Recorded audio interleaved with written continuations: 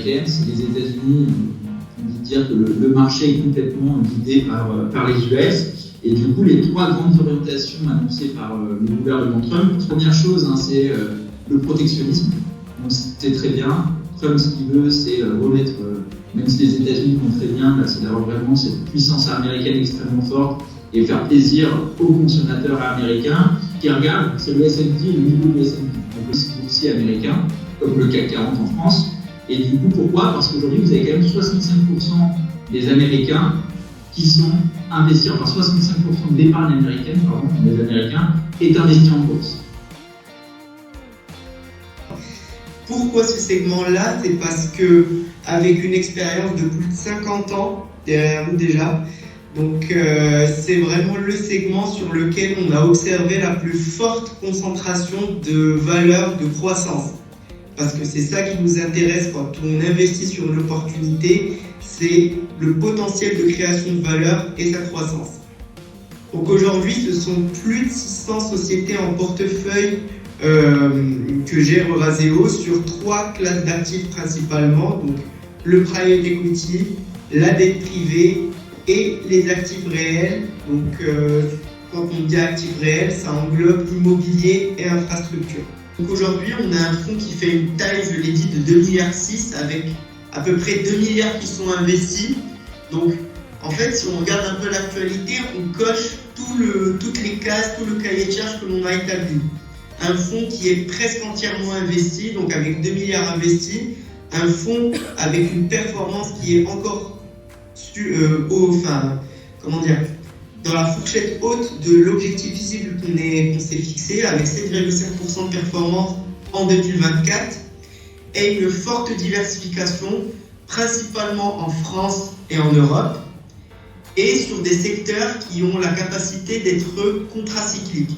Donc je pense à la santé, je pense à l'industrie, donc des secteurs contracycliques qui participent avec la diversification sur 237 sociétés en portefeuille au faible risque du fonds et au couple rendement-risque amélioré.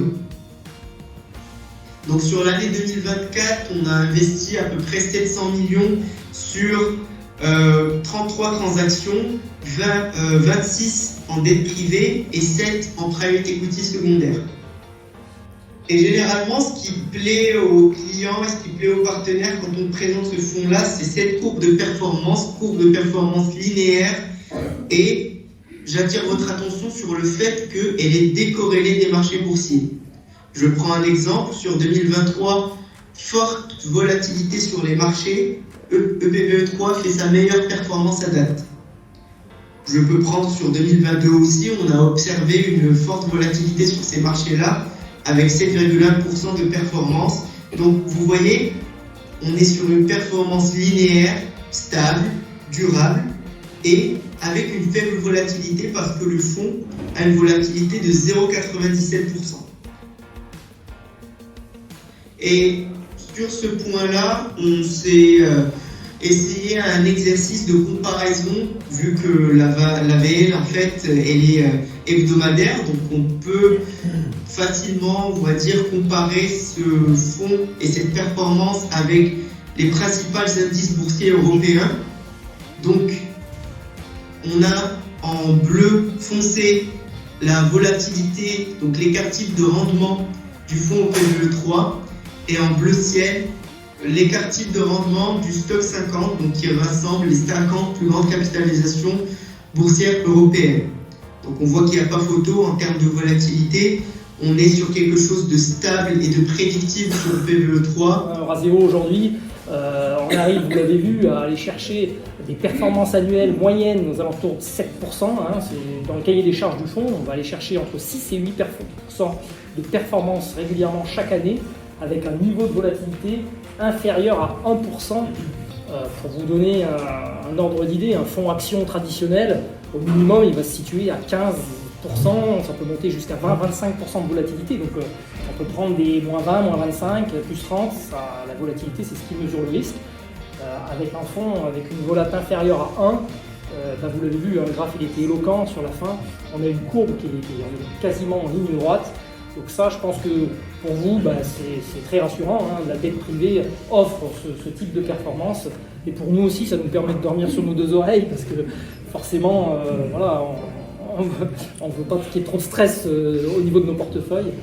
Donc je pense que ça fait vraiment partie des allocations, en cœur d'allocation justement, où on peut y aller les yeux fermés sur ce type de fonds. Je suis vraiment hyper confiant. On est sur un fonds evergreen, un fonds perpétuel, donc on peut rentrer à tout moment avec des fenêtres de liquidité en plus, donc il y a une certaine liquidité sur le fonds. Donc on coche toutes les cases du produit presque parfait. Il aime bien. Moi j'aime la partie sécuritaire. Alors le fonds en euros, c'est la partie la plus connue aujourd'hui de l'assurance vie. Il y en a beaucoup qui associent l'assurance vie au fonds euro. Il faut savoir juste en 2 mots que le fonds euro c'est franco-français, on ne trouve nulle part ailleurs. Partout ailleurs, nos amis européens, mondiaux, ils font eux-mêmes leur fonds euro. Donc ils vont diversifier, vont chercher plusieurs classes d'actifs, comme on a vu juste avant. Et nous, en fait, le marché de l'assurance vie en France est constitué grâce au fonds euro.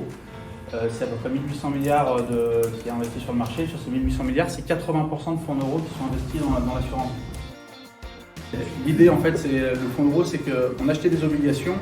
Les fonds, depuis les années 80, baissent. Et donc, quand on achetait des obligations à 8%, par exemple, 5 ans après, les obligations avaient baissé de un taux de 6%. Donc, on avait toujours un gain. Et c'était toujours plus rentable que le livret A. On est arrivé à un moment où les taux étaient négatifs. Il y a encore 2 ans de ça, on oublie vite, parce que c'est vrai qu'ils ont bien rebondi depuis. Donc là, tous les assureurs se sont retrouvés en difficulté avec la gestion des fonds euros. Ils n'avaient plus à faire de perf. Avec la réglementation, ça coûtait très cher en termes de fonds propres. Donc on s'est dit pendant longtemps que le fonds euro, ça allait être fini. En tout cas, il y avait beaucoup de communication dans ce sens-là. Ça n'a pas du tout été le cas. Donc nous, on a cherché à innover un petit peu pour présenter rapidement. On a créé un nouveau fonds euro en 2020, là au moment où les taux étaient au plus bas. Et on a changé un peu la typologie des fonds. Donc c'est toujours des fonds qui sont garantis, qui ont des niveaux de frais affichés qui sont plus importants que ce que vous retrouvez généralement partout sur le marché. Parce que nous, les frais affichés sont à 2,30, là où généralement vous trouvez des frais 0,80, 1%. Pourquoi? Parce qu'en fait, on prend une partie, notamment les 1,30 qu'on prend en plus, et on va, donc ils ne sont pas garantis directement, parce qu'on garantit nos fonds euros bruts. Ce qui nous permet en fait de gérer, ça nous coûte beaucoup moins cher en fonds propres, et ça nous permet de diversifier nos fonds en euros et d'aller chercher plus de pertes. Donc il y a un tout petit peu moins de garantie en affichage.